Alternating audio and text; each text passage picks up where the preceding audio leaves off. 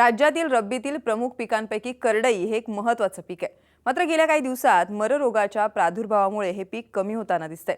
यंदा कमी पावसामुळे जमिनीत ओलावाही कमी आहे, पण या कमी ओलाव्यातही करडईचं पीक चांगलं येऊ शकतं। या पिकाचं नियोजन कसं करायचं याबाबत आपण सविस्तर माहिती जाणून घेऊया कृषी संशोधन केंद्र वाशिमच्या डॉक्टर भरत गीते यांच्याकडून। करडी हे पीक महाराष्ट्रामधील अतिशय महत्त्वाचं पीक आहे।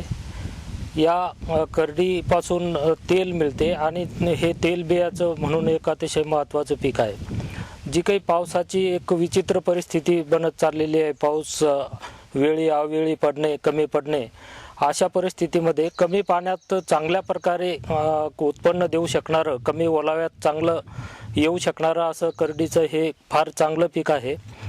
असं असलं तरी या पिकाला जर 2 ते 3 पाणी दिल्या गेल्यास याचं उत्पन्न फार चांगल्या प्रकारे भेटू शकतं। आणि या पिकाला सुद्धा जे काही शेतकरी बांधवांनी या पिकाकडे दुर्लक्ष केलेलं आहे, त्याचं महत्त्वाचं कारण म्हणजे की या पिकावर येणारा मर रोग, आणि या रोगामुळे या झाडांची संख्या बरीच कमी होत असते। आणि पेरणीनंतर केव्हाही जर पाणी साचून राहिलं त्या जमिनीमध्ये तर झाडांची संख्या या मर रोगामुळे कमी होते।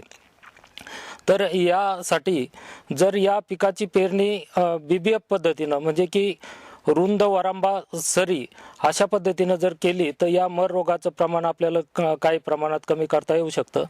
तसंच काही अशा सीड्रिल आलेल्या आहेत की त्यामध्ये या पिकाची पेरणी आपल्याला सऱ्या पाडून त्या सऱ्यांच्या बगलेत करता येणं शक्य आहे।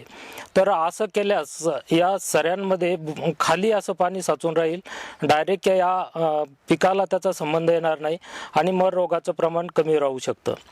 याशिवाय जे काही महत्त्वाचे पीक उत्पादन वाढीच्या दृष्टीने मुद्दे आहेत, त्यामध्ये पिकांचे महत्त्वाचे वाण। तर या करडीचे भीमा, एके 207, PKV पिंक असे हे 3 महत्त्वाचे वाण आहेत। तर यापैकी भीमा आणि एके 207 या वाणांच्या पेरणीसाठी एकरी 4 ते 5 किलो बियाणं वापरावं व PKV पिंक या वाणासाठी एकरी 3 किलो बियाणं वापरावं। या करडीच्या वाणांपासून एकरी साधारणपणे 7 ते 8 क्विंटल आपल्याला उत्पन्न भेटू शकतं। पाणी वगैरे देण्याची व्यवस्था असलेल्या ठिकाणी हे उत्पन्न अजून वाढू शकतं। या पिकाला जवळपास 125 ते 135 दिवस काढणीसाठी लागतात। याशिवाय या पिकाच्या उत्पादन वाढीच्या दृष्टीनं या पिकाची पेरणी वेळेत करणं अतिशय महत्त्वाचं राहते। तर कोरडवाहू परिस्थितीसाठी साधारणपणे करडीची जी पेरणीची वेळ आहे ही 20 सप्टेंबर ते 10 ऑक्टोबर अशा प्रकारची आहे।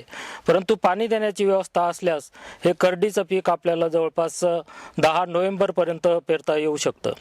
या करडीची जी काही आंतरपीक म्हणून जर या करडीची आपण लागवड केली तर त्यामध्ये करडी अधिक हरभरा, करडीच्या 6 ओळी आणि हरभऱ्याच्या 3 ओळी, किंवा करडीच्या 3 ओळी अधिक जवसाच्या 3 ओळी अशा प्रकारे जर या पिकाची पेरणी केली तर याचा सुद्धा आपल्याला फायदा होऊ शकतो। या करडीचं जे काही पेरणीचं अंतर आहे हे साधारणपणे 2 ओळीतलं अंतर हे 45 सेंटीमीटर ठेवायला पाहिजे। करडीमध्ये जो काही मर नावाचा रोग येतो तर त्यासाठी बुरशीनाशकाची बीज प्रक्रिया जर केली तर या पिकाचं उत्पादन वाढण्यासाठी फायदा होईल। तर यासाठी ट्रायकोडर्मा हे जैविक बुरशीनाशक 4 ग्राम प्रति किलो बियाणं याप्रमाणे घेऊन बीज प्रक्रिया करावी। जर हे ट्रायकोडर्मा उपलब्ध नाही झालं तर अशा वेळी थायरम, कॅप्टन किंवा ब्रासिकॉल नावाचं रासायनिक बुरशीनाशक आहेत, हे साधारणपणे 2 ते 3 ग्राम प्रति किलो बियाणं याप्रमाणे घेऊन जर बीज प्रक्रिया केली तर याचा त्या मर रोगाच्या नियंत्रणासाठी फायदा होऊ शकतो। अशा प्रकारच्या रासायनिक बुरशीनाशकाची बीज प्रक्रिया केल्यानंतर 1 तासांनी ॲझोटोबॅक्टर 20 ग्राम अधिक PSB 20 ग्राम प्रति किलो बियाणं याप्रमाणे घेऊन बीज प्रक्रिया करावी। यामुळं ॲझोटोबॅक्टरमुळं काय होईल तर जमिनीमध्ये या वातावरणातील नत्र साठवले जाईल, तो या पिकाला उपयोगी पडेल। तसंच PSBची बीज प्रक्रिया केल्यामुळं जे जमिनीमध्ये जे स्फुरद असते ते या पिकाला उपलब्ध केल्या जाते आणि उत्पादन वाढते। याशिवाय जे काही खत व्यवस्थापन आहे यामध्ये या पिकाला साधारणपणे पेरणी अगोदर 4 ते 5 गाड्या चांगलं कुजलेलं कंपोस्ट खत आपण टाकायला पाहिजे. आणि जे काही रासायनिक खतं आहेत हे साधारणपणे आपण माती परीक्षणानुसार जर दिले तर त्याचा चांगला फायदा होऊ शकतो. तर सर्वसाधारणपणे जे काही रासायनिक खतं आहेत हे या करडी पिकासाठी 10 किलो नत्र अधिक 10 किलो स्फुरद हे कोरडवाहू परिस्थितीसाठी आणि बागायती परिस्थितीसाठी या पिकासाठी 8 किलो नत्र आणि 16 किलो स्फुरद असं हे पेरणीबरोबर एकरी द्यायला पाहिजे. आणि पेरणीनंतर बागायती परिस्थितीमध्ये एकरी 25 किलो युरिया याप्रमाणे या पिकाला दिल्या गेल्यास चांगला फायदा होऊ शकतो.